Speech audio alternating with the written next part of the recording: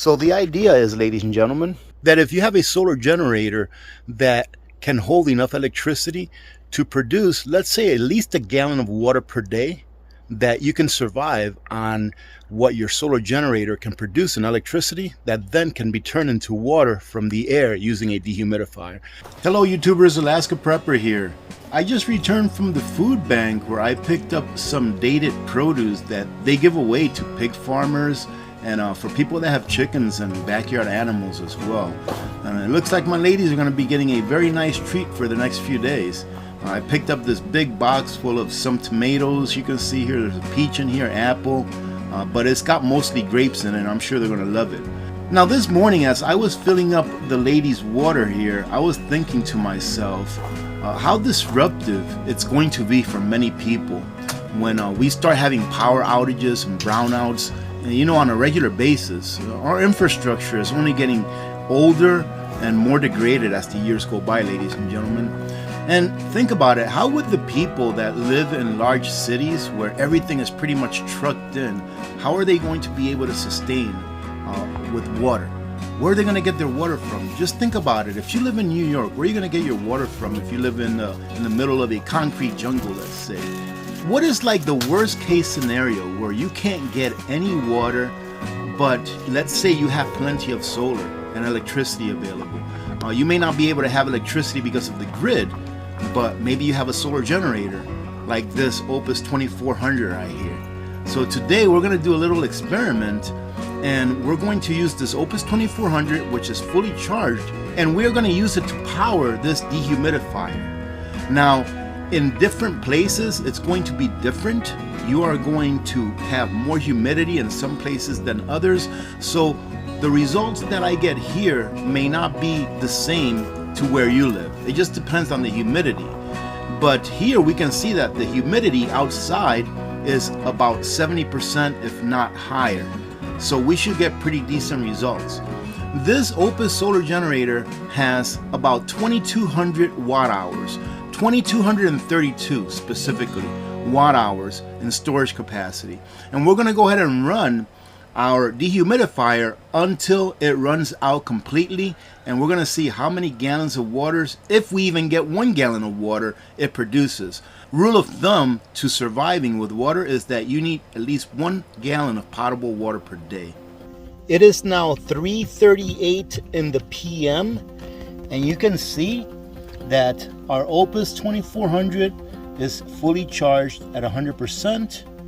I just turned my AC on. You can see it right here. Now let's turn on our dehumidifier. We're going to put it on manual set. Or no, we're going to put it on continuous. And you probably can't see the green light on continuous because it's so light out here. But we put it on continuous. That way, no matter how low the humidity may get outside, that it'll keep drawing water out of the air. Like I said, it was 3:38 in the PM, and we will keep drawing power from the Oupes until our container is full, and see how much power it took to derive that water out of the air. While we're making water out of thin air, I figure I'd show you what I'm having for dinner today. I dug out what I believe is my very first survival stove ever, and it's still in the box, ladies and gentlemen. In a way, I'm thankful that I've never had to use it for a real emergency. But it's fun to take these things out of the box every now and then and give them a try and see if it's still serviceable, see if it still works. And believe it or not, this bottle of propane, ladies and gentlemen, is about 11 years old. Just in case some of you are wondering how long propane lasts, it pretty much lasts indefinitely as long as the container is not compromised, like it doesn't have any little rust pinholes or big dents and stuff like that on it. So as you can see today, I'm having about 2 pounds of Italian sausage. One pack is the regular and the other pack is the spicy brand. And this sausage is great because it doesn't have any of those nasty ingredients. And the fat to protein ratio is perfect, which is about 1:1. Now, while I continue preparing this, ladies and gentlemen, let me read you an email that I received from one of our community members which is pretty awesome. And yeah, it has to do with him starting the ketovore/carnivore diet and what it's done for his health. He says, "I've been happy to be part of the AP community for years now and was intrigued when you started your journey to beat diabetes the old-fashioned way." Well, first of all, I want to thank this person very much. His name is Matt, and I won't say his last name obviously, but thank you very much, Matt, for this email and for being part of our community for as long as you have. I've been steadily gaining weight since stopping deploying back in 2013, and my last lab results were a bit alarming, showing that I was near the top of the pre-diabetic range. After watching your journey for a few months, I started watching Dr. Barry and the others and finally convinced myself to try ketovore. I was reluctant because I've always loved carbs, man, and who doesn't, ladies and gentlemen, and wasn't sure I could stick to it. After 6 weeks of a ketovore diet and feeling great, I transitioned to carnivore about 2 weeks ago, coupled with 16 hours and 8-hour intermittent fasting. I feel amazing, mood, energy, mental clarity, and self-esteem, and have dropped 21 pounds so far. That is awesome. I don't have cravings and I'm not starving myself.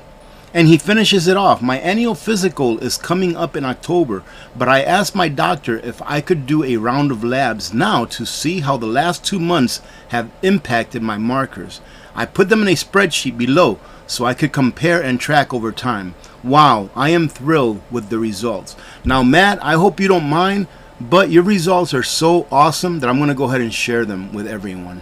So here, number 3, it says cholesterol, and you can see that roughly a year ago or so, a little less than a year ago, in October of 22, he had a cholesterol of 227, and the one that he just took on the 11th of August came in at 199, so a considerable improvement.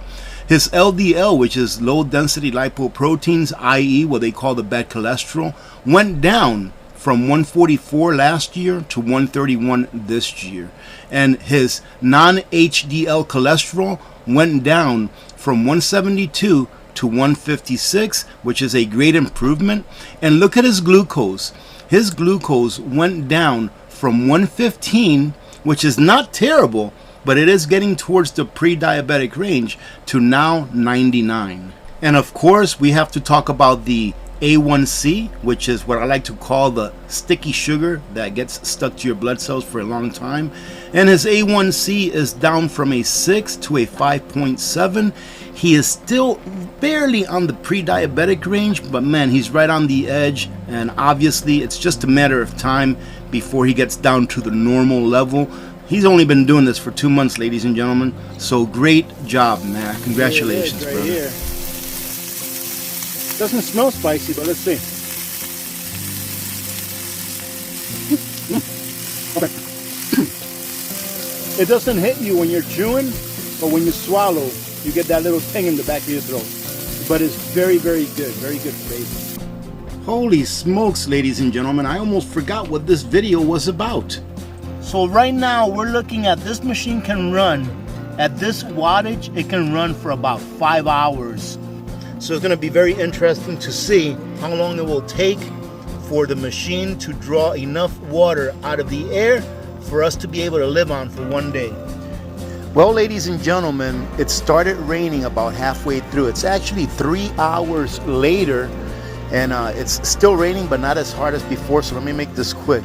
So like I said, it's 6:38, 3 hours later. Let's see where we're at. Oh, wow, we're down to 23%. So that's about right. It's been averaging about 500 watts. It was a little bit lower at first, but I came back a few times and it's been averaging about 500 watts. So let's take a look and see how much water there's in here. It doesn't feel like all that much. It's about a third of the way full. So what I'm going to do is I'm going to wait until the Oupes is completely drained out, and we'll see how much water we ended up with on a full charge on the Oupes 2400, which has 2232 watt hours. They already got their treat today. I gave them some rice with beans and a little bit of sausage in it, and their food is inside. But man, they are some nasty creatures. Look at how dirty they get their water. It's so nasty. I end up changing their water out about every other day. So about every other day I come and I take that upside down bucket, I guess, whatever it is that you call it, and I clean it really good, and I pretty much fill it up with water, almost all the way up to the top. And every other day they got it looking nasty like that. But look, you see what they're doing here? They're all gathered close to me. It's because they're like, hey, this is the guy that usually gives us pretty good treats, so let's see what he's got for us today. But I already gave them their treats today. And look at Poppy. Poppy, for those of you that don't know, is my rooster. Look at how big this guy is. He is such a pretty guy.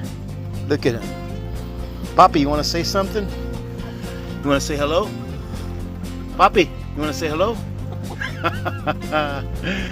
He does not mess around. Look at this pretty lady. Isn't that a pretty girl? There's Poppy. Look at him.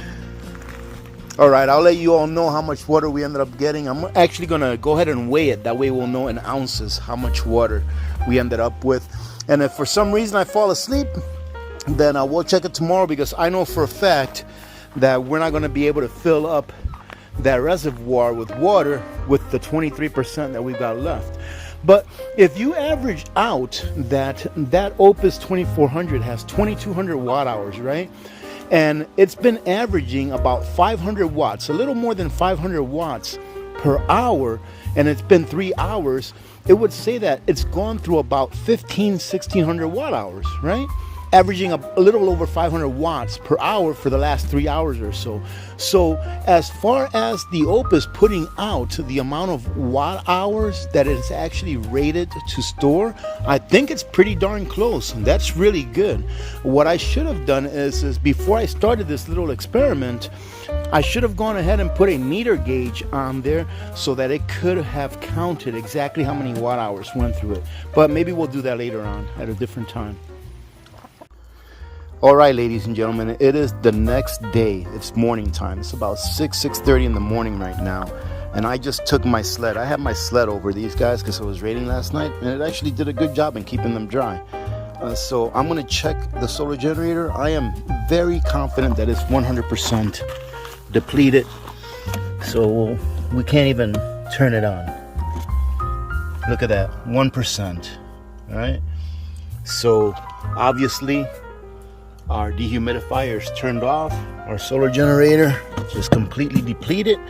And what I'll do is I will hook this up to solar panels today, and hopefully we'll get enough sun that it will charge it up.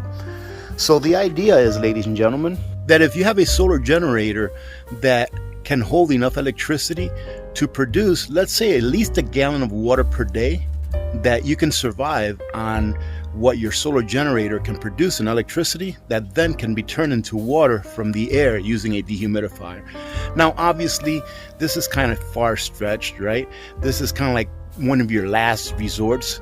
You ought to have other plans on how you're going to get water in the event of a crisis that goes on long enough to where your stored water will run out. However, this is a viable plan that actually works. And of course, I'm not sure if I stated this earlier or not, but it's going to work different for different places. If you live in a place that is very dry and humid, it's going to work, but it's just going to take a lot more energy for you to pull that water that you need out of the air. Let's go and check and see how much water we have. What I'm going to do is I'm going to show you myself pulling that bucket out, or the reservoir out, and then we're going to weigh the water and see how many ounces we have. I'm hoping that we got at least 1 gallon of water out of this, but this is an experiment, so I have no idea how much water is in there. I have not even peeked.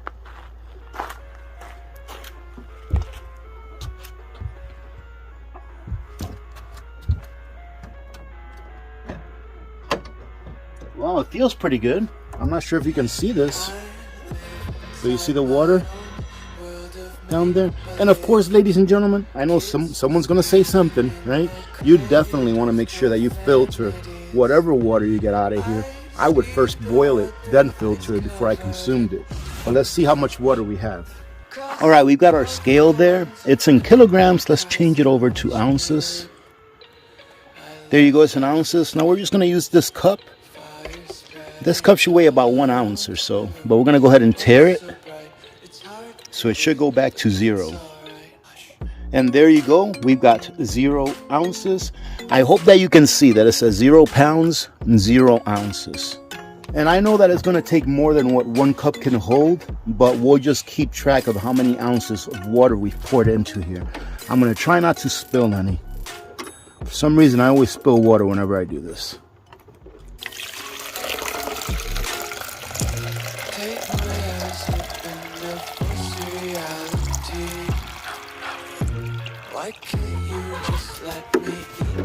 Alright, I probably spilled about a half an ounce, but right now we're at 3 pounds and 3 ounces, so we're at 51 ounces right now. Alright, so let's keep track. 51 ounces, or we can say 51.1 ounces. Alright, I actually used that water to rinse off one of my solar panels. So 51 ounces. Well, for those of you that are picky, 51.1. Let's see what we got here.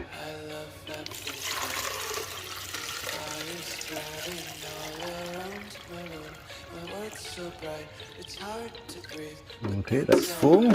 We are at 3 pounds, so 52 ounces. 52.25 ounces.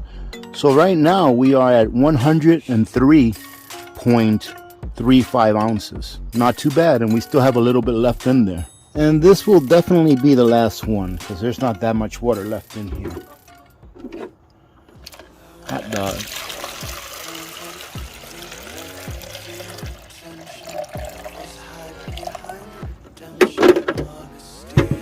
Alright, so we are at 1 pound, 9.5 ounces roughly.